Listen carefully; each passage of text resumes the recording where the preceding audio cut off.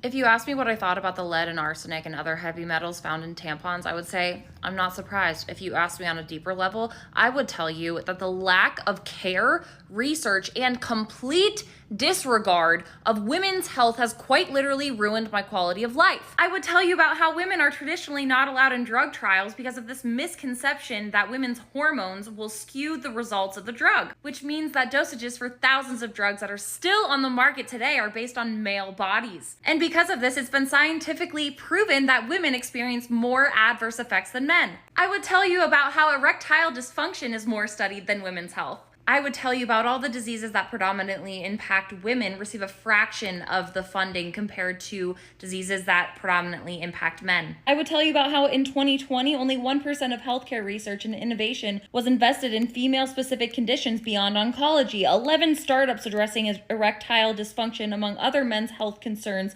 secured $1.24 billion in 2019 through 2023, while 8 startups addressing endometriosis received $44 million. I would tell you about the countless times I've driven myself to the ER thinking I was dying because of how much pain I was in, or that my appendix burst, or that I was going into organ failure. I would tell you about all of the specialists and doctors that I've been to who dismissed my pain time and time and again, gave me antidepressants, gave me anti-anxiety meds, handed me drug addiction pamphlets, who gave me antibiotics because maybe it's a UTI, asked me if I was constipated, because of course all my blood tests and scans came back normal. It has to be in my head. I would tell you about the doctor that I went to because I was concerned I had PCOS, only for her to look me up and down and say, "You don't look like you have it," and then for her to do an ultrasound and indeed find that I did have polycystic ovaries. I would tell you about the time where I did an exploratory surgery because I didn't know what the fuck was going on with my body, only for them to find stage 2 endometriosis, which folded my bowels with scar tissue, and find endometriosis